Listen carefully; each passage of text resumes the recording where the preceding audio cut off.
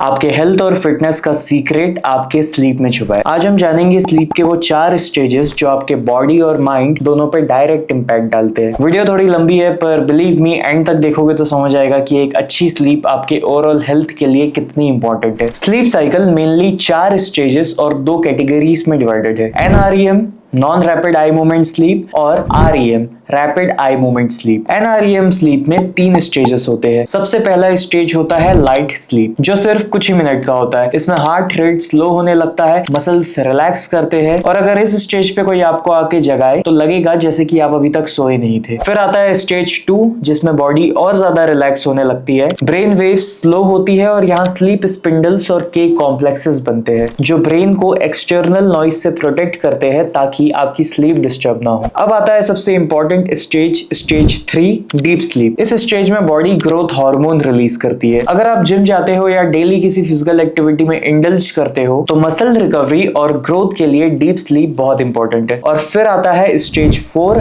REM sleep. इस stage में आपकी ब्रेन एक्टिविटी हाई होती है, ऑलमोस्ट जैसे कि आप जाग रहे हो और ज्यादातर सपने भी हम इसी स्टेज में देखते हैं। मेमोरी कंसोलिडेशन और इमोशनल प्रोसेसिंग यानी दिन भर में आपने जो भी देखा, सुना या एक्सपीरियंस किया, ब्रेन उन सारी चीजों को इसी स्टेज में प्रोसेस और स्टोर करती है। एक हेल्दी स्लीप साइकिल यूजुअली 90 से 110 मिनट्स तक चलती है जिसमें ये 4 स्टेजेस बार बार रिपीट होते हैं और एक रात में हम 4 से 6 स्लीप साइकिल्स कंप्लीट करते हैं। फर्स्ट हाफ में NREM स्लीप की ड्यूरेशन ज्यादा होती है और सेकंड हाफ में REM स्लीप की ड्यूरेशन ज्यादा होती है। सपोज अगर आप 8 घंटे सोए तो स्टार्टिंग के 4 से 5 घंटे की स्लीप में NREM स्लीप की ड्यूरेशन ज्यादा होती है और REM स्लीप कंपैरेटिवली कम होती है। लेकिन जैसे जैसे रात गुजरती है REM स्लीप की ड्यूरेशन बढ़ने लगती है और NREM स्लीप ग्रेजुअली कम होने लगती है। REM स्लीप परसेप्चुअल लर्निंग के लिए बहुत इंपॉर्टेंट है। परसेप्चुअल लर्निंग का मतलब होता है अपने एक्सपीरियंस से नए पैटर्न्स और चीजों को पहचानना सीखना, जैसे कि एक म्यूजिशियन का स्पेसिफिक इंस्ट्रूमेंट की साउंड को पहचानना